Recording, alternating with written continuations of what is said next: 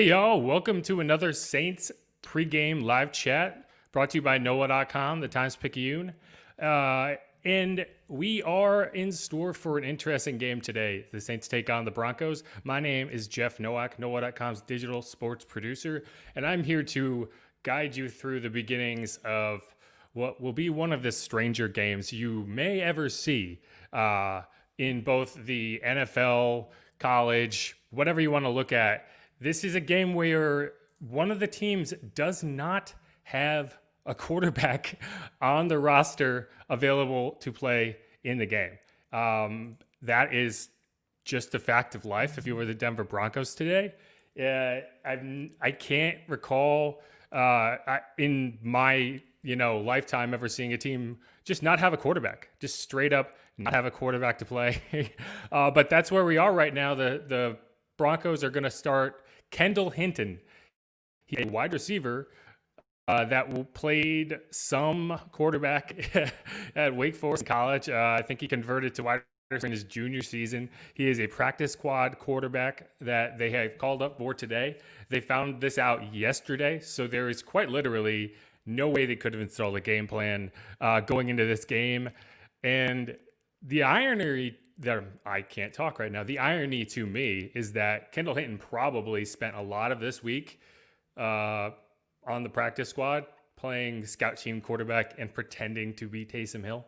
So, you wonder what they could install before, in 24 hours for a game. Maybe there's some Taysom Hill plays in there. Who knows? But either way, let's get started. Throw your comments, questions, concerns, pictures of your cat in the chat, and I'll see if I can get to them. I'll see if I can answer your questions. Also, make sure to throw your score predictions in there so we can go through those later. I'll hand y'all mine when I wrap my head around what the heck is going on today. But here, I'm going to throw a screen share up, and just so we can go through some info. There it is. I'll get my face back in there too. There I am. Let's make that a little bigger so you can see it. If you want to check out, pregame storylines, broadcast info, whatever y'all need, go to NOLA.com, NOLA.com/sports /Saints to be specific. But this story should also be on the homepage. It's got everything you need. It's got the information you need to watch the game, betting line, series record, broadcast info. Obviously, today they're kicking off at 3:05. It's a little early. It's on Fox radio, WWL as always. Here's a couple numbers to know. This post does everything. We have numbers to know. We have the league ranking of Saints defensive end Trey Hendrickson. NFL sack leader Trey Hendrickson comes into this week with 9.5 sacks, tied for the NFL lead. That is remarkable for a guy that, you drafted in the third round a few years back, but you didn't expect to see this. I mean, you drafted him as an edge rusher. He played 3-4 in college, so there was going to be some transition to the NFL. And he, in a season where the Saints really, really needed a boost on the pass rush with Marcus Davenport out to start the season, and Cam Jordan he had offseason surgery, and it seemed like he had a bit of a slow start as he came back from that. Trey Hendrickson just, he was a godsend, and he's just been everything the Saints could have possibly asked for, especially from that interior rush position. I can't talk today. I'm sorry. Let me get a drink. Especially from that interior rush position, that defensive tackle alignment where he just pins his ears back and goes upfield in that little NASCAR package that was popularized by the Giants in the early 2000s or the mid 2000s.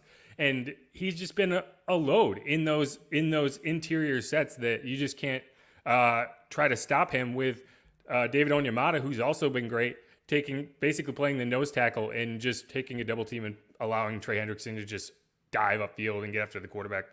So Trey Hendrickson has been incredible. 10, the number of Jerry Jeudy, the Broncos' top receiver.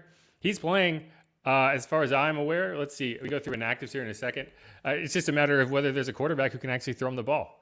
But let's go through inactives really quick. So obviously, the big thing for the Saints, obviously have Drew Brees, but the left side of the offensive line is non-existent today for the Saints. Andrus Peat is out with an injury. I believe it was a concussion suffered last week. And Teron Armstead, the Saints have had their own COVID issues. Teron Armstead tested positive a couple days ago, so he's out for the game. He's asymptomatic, so hopefully he can clear protocol and get back by next week because symptomatic versus asymptomatic, if you're not showing symptoms, you have the ability to get back a little quicker. I believe it's 5 days versus 10 days of a mandatory quarantine. And so hopefully he's able to get back. But today you're looking at James Hurst, Derek Kelly. Derek Kelly is out. So you're looking at James Hurst. You're looking at Cesar Ruiz, Nick Easton, Eric McCoy, Ryan Ramczyk, and then very little depth after that. So they're going to have to find a way, and Taysom Hill's going to have to get a little creative behind the line at times, I think. But if you ever had to have a game where you didn't have an offensive line, Taysom Hill's probably the guy you'd want to put back there anyway because of his athleticism and his ability to make guys miss, even when the offensive line isn't holding up as well as it should.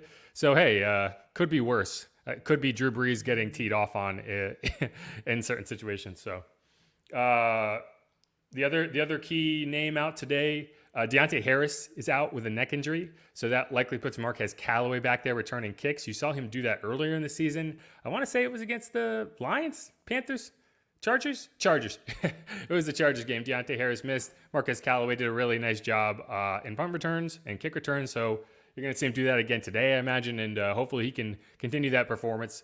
Deontay Harris got hurt against the Falcons last week. He came in and out of the game, but it clearly affected him over the week, and they decided to keep him out. Other healthy scratches, Trevor Siemian, the quarterback the Saints brought in as kind of an emergency, former Broncos quarterback. I'm sure the Broncos would love to have him today instead of trying to run out Kendall Hinton. But Trevor Siemian is on the Saints now, and he will not be available to throw passes for the Broncos. Garrett Griffin, also inactive, recently elevated from the practice squad. Ken Crawley, reserve defensive back, he is inactive. Malcolm Roach, also inactive. Will Clapp and Ryan Glasgow are on the active roster today. Austin Carr and Cameron Tom are as well. They have COVID replacements. Ethan Greenidge is also around if the Saints need some backup linemen to run in there, or maybe in jumbo sets, but that's usually Will Clapp who's doing that. And on the Broncos side, you're looking at Drew Lock, Blake Bortles, Brett Ripien, Jeff Driscoll, all unavailable today. Drew Lock, Jeff Driscoll is the one who actually tested positive.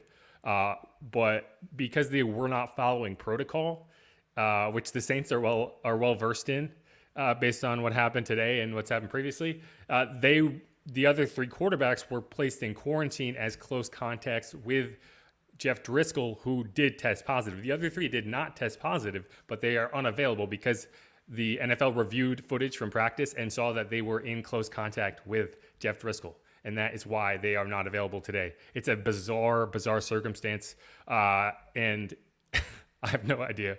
I have no idea what to expect from this game, if I'm being entirely honest. Can Kendall Hinton actually throw a pass? I don't know. I have never seen him throw. I haven't really had time to go back and really watch any Wake Forest film. It's not what I keep high on the list of must-view material.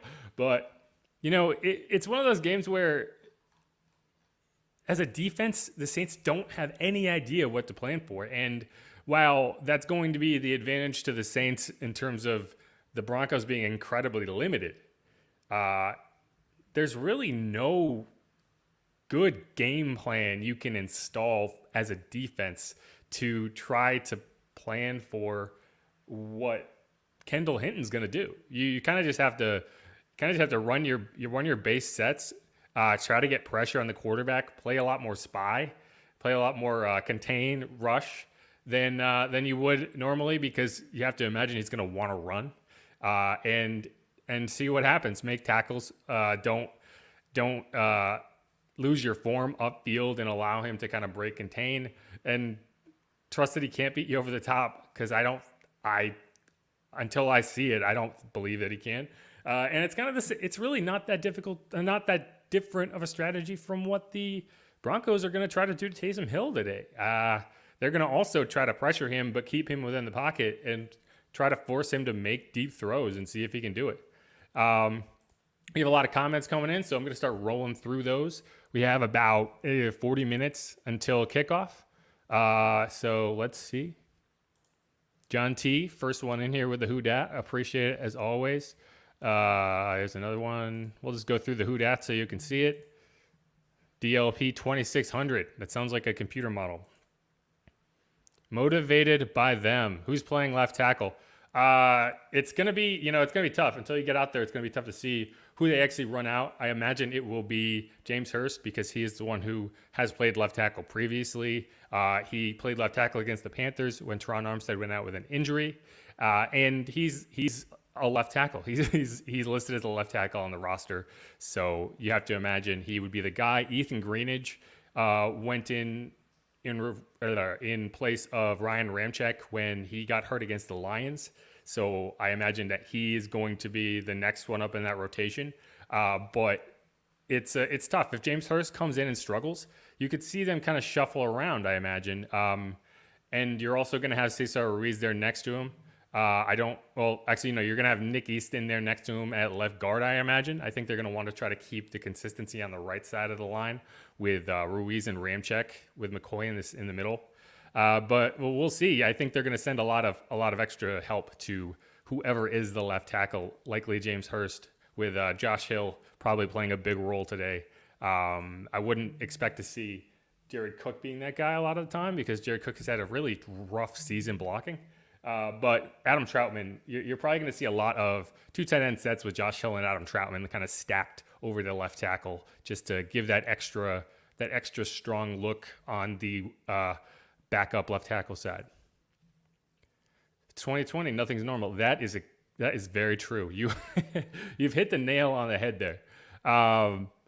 Do you think we will win? What a great timed question to go through right as I get to the expert picks.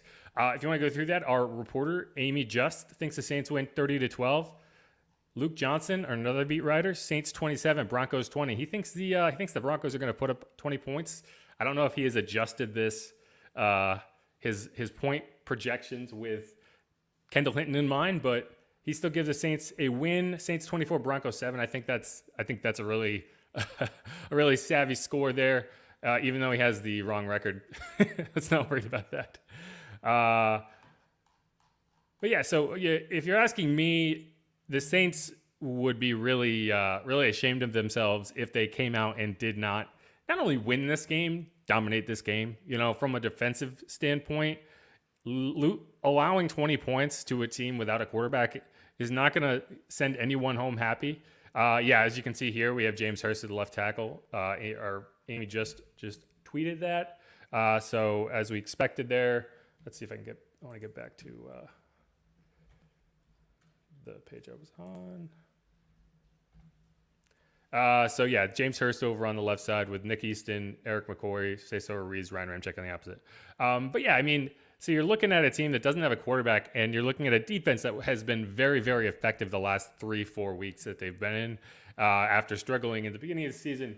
So, anything short of a kind of a route that you really control the ball and just completely shut down the Broncos offense is going to be a disappointment for the Saints defense, who really wants to kind of assert themselves and just put their foot down and say, we are the class of the NFC. And that's what I expect today. I think you're going to see, I don't know how many points the Saints will put up, because it's really going to be relative to, do the Broncos turn it over? Do the Broncos, get aggressive? Or do they just kind of get stuck in the mud and this ends up being a really low-scoring game that's not that close? Kind of like the LSU Texas A&M yesterday, where Texas A&M was never threatened by LSU in any way because LSU couldn't move the ball. So a 20-0 game that should have felt a lot closer than that was really kind of a blowout. And I think that's what could happen today, where the Saints just control the ball. And I don't think it's going to be super high scoring. I think the Saints are going to win by at least 17. So I'm going to put it at, so I'm going to say they score 24 and they win. I'm going to go with Rod's pick at 24-7. I think that's a really solid score. The Broncos, they might get in garbage time. They might score, maybe make it 24-6. That's what I'll give it, 24-6. But it's not going to be close if the Saints do their job on defense. Saints fans only. Well, that's not true. We can talk about stuff, but Run it up. Yeah. It does feel like a kind of game the Saints could win in the first half. So we'll see. Going through some more. 37-6. Again, I don't see them scoring that many points. I think that you're right on the Broncos side. I don't think that you're going to see that offense be able to move much. Maybe early in the game when the Saints are trying to figure out what they're doing, you might see the Broncos hit them with a couple zone reads, a couple good misdirection plays that are more about kind of technique than skill.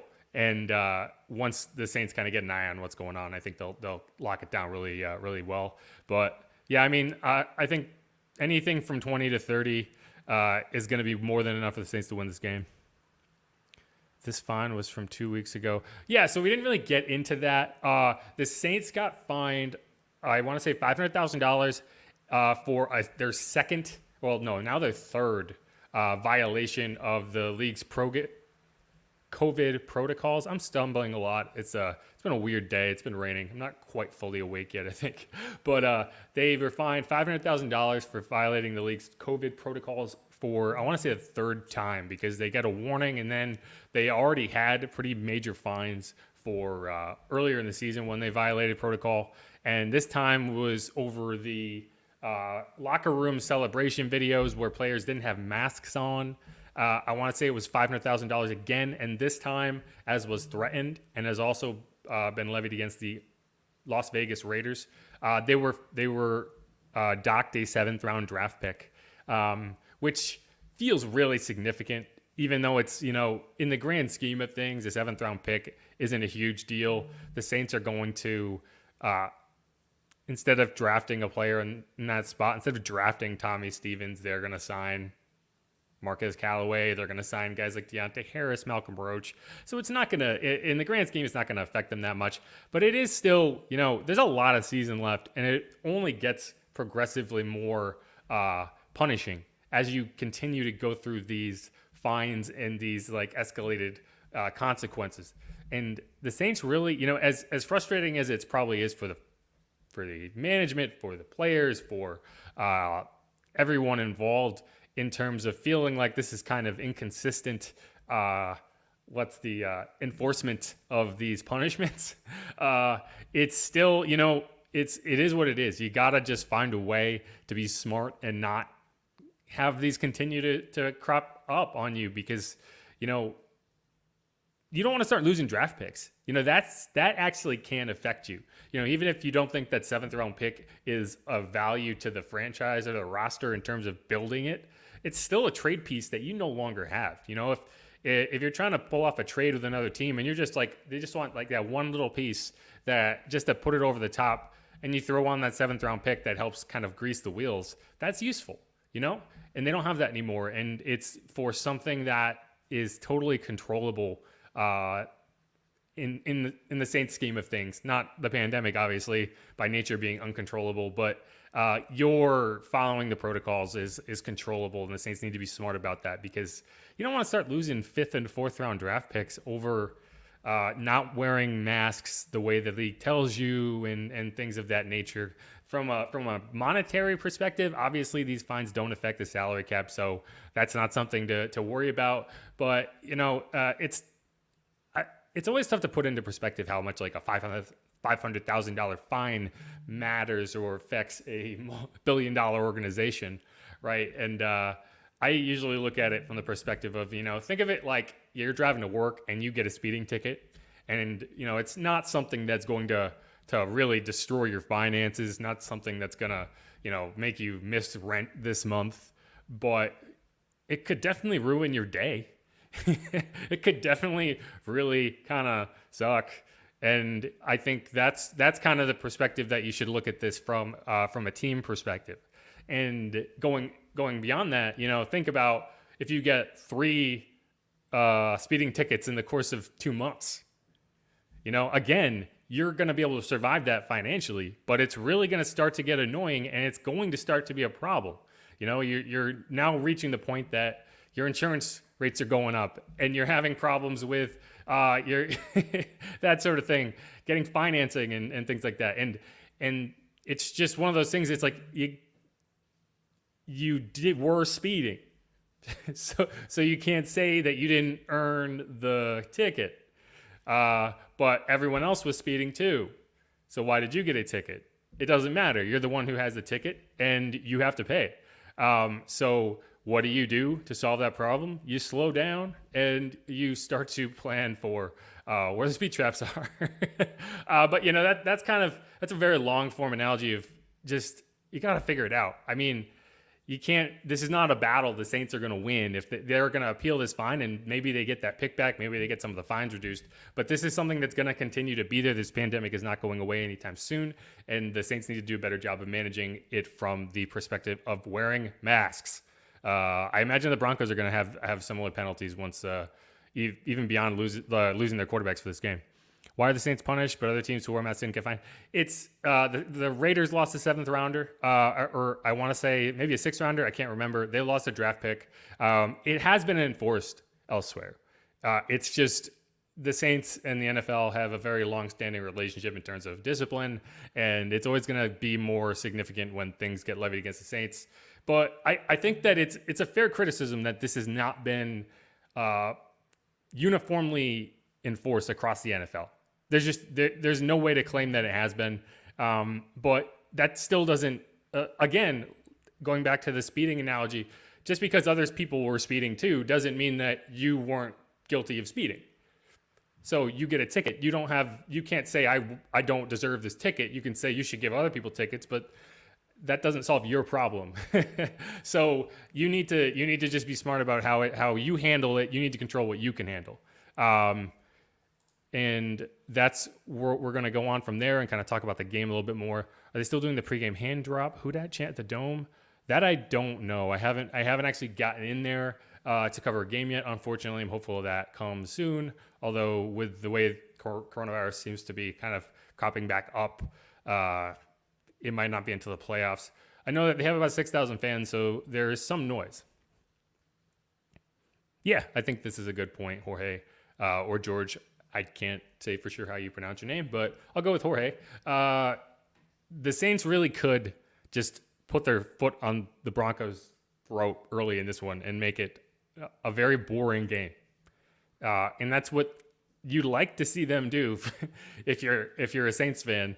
Maybe not if you're an NFL fan and you want to watch an interesting game, but that's what you'd like to see the Saints do. Get to 9-2, get out of this game. Siri decided to start talking. I didn't say anything to her, but get out of this game, get to 9-2, get to week 13, figure it out from there. But we'll see. We have about a half hour before we get to see that. Right, yeah, and I think that it's silly to try to punish the Saints because they enjoy themselves in the locker room after games. You're punishing guys for enjoying what they do. You're punishing guys for sharing their personalities with the fans, and it's kind of hypocritical to say, oh, these guys, it's fine if they run around on the field and hit each other for 3 hours, but if they get in the locker room after the game and they're not, 6 feet apart and wearing masks, then this is a problem. But I think it's more about just the NFL trying to establish boundaries and guidelines in this season. Is the fact that it's gotten this long without any major disruptions. You've had a couple games postponed, you've had a couple games delayed, but this very easily could go off the rails if teams and players don't follow the protocols. And I understand why they are being super diligent about enforcing these penalties, because they need to make sure players understand that there are consequences for not following these restrictions. And the Saints putting themselves out there on social media makes them an easy target. And maybe the solution is just not post the videos beyond wearing the masks. They still should wear the mask, obviously, but I think if you had a lot of other teams sharing Instagram lives from the locker room, you would end up with similar situations. So we'll see what's going on there. Yep, I agree with that.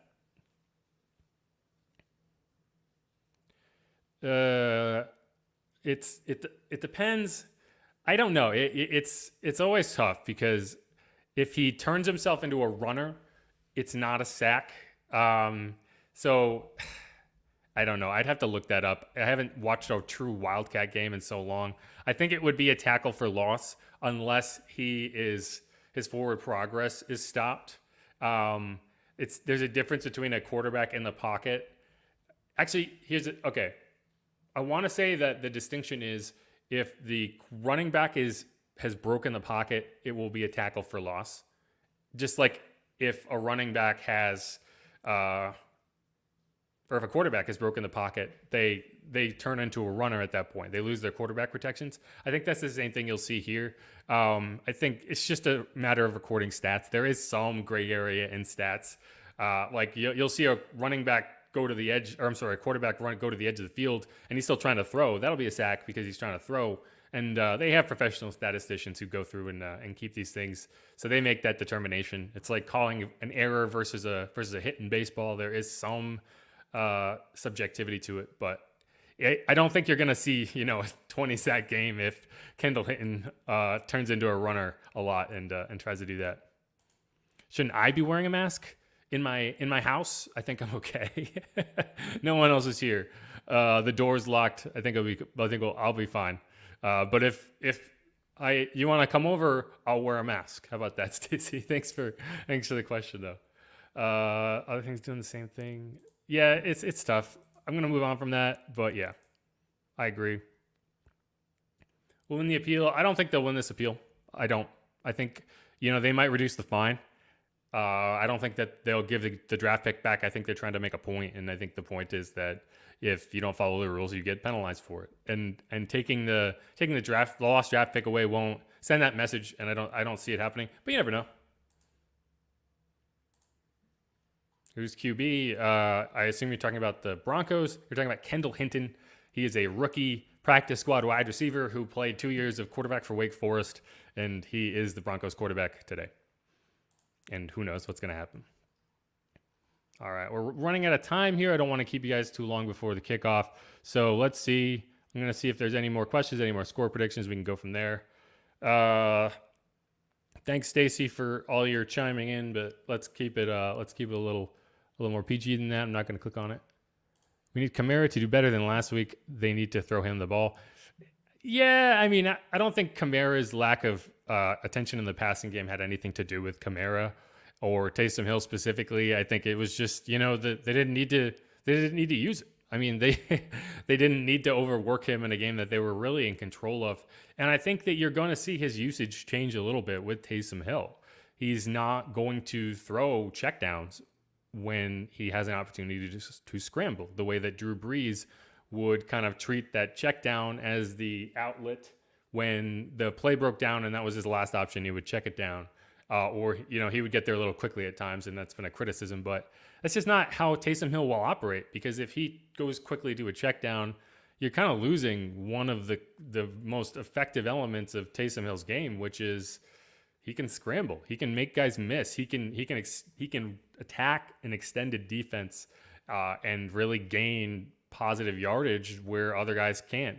And so they're going to have to find ways to get Kamara involved in the passing game a little differently than they have, because it's not going to happen as organically within the offense. But I don't think that him being more involved compared to last week will be a factor in this game, really. If they needed him more last week, I think he would have been more involved.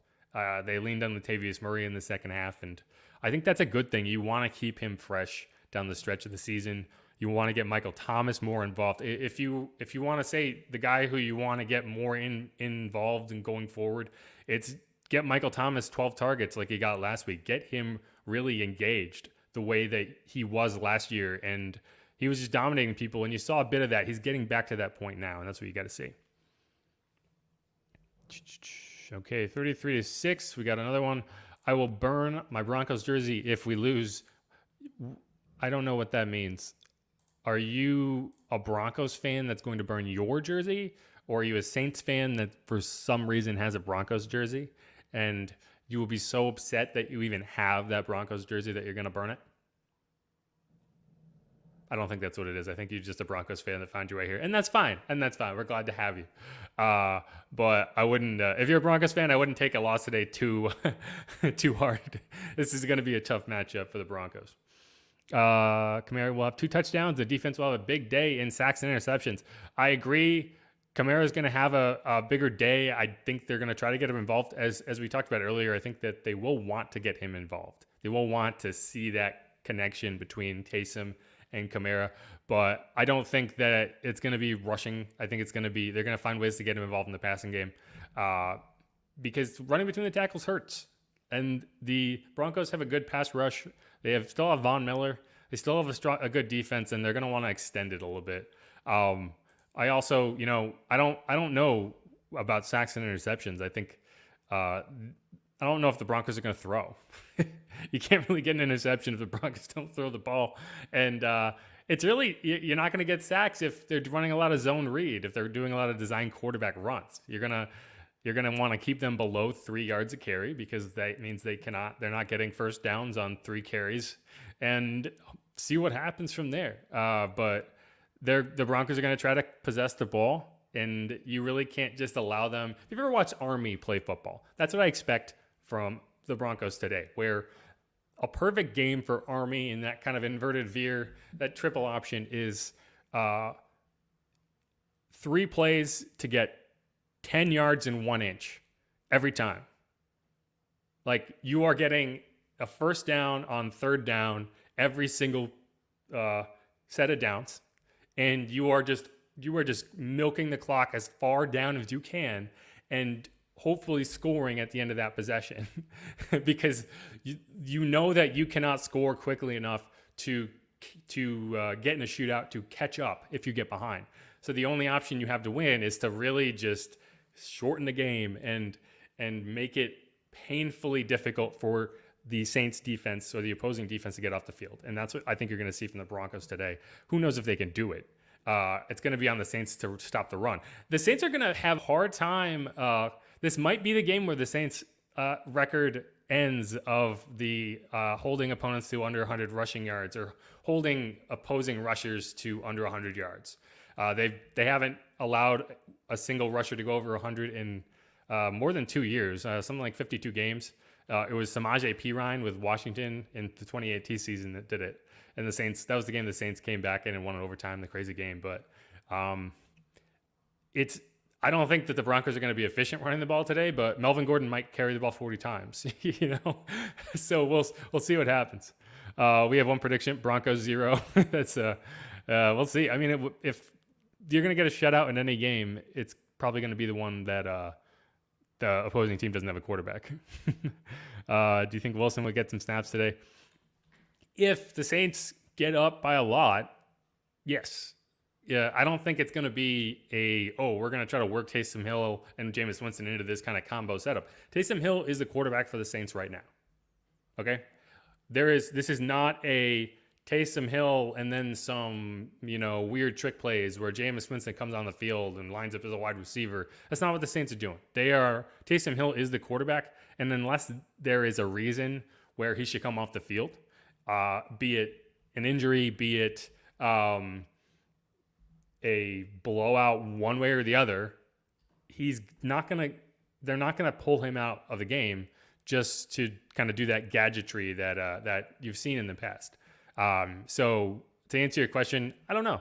He could. At any point when the Saints are in a game with Taysom Hill as the starting quarterback and things go poorly, they fall behind by 2 scores.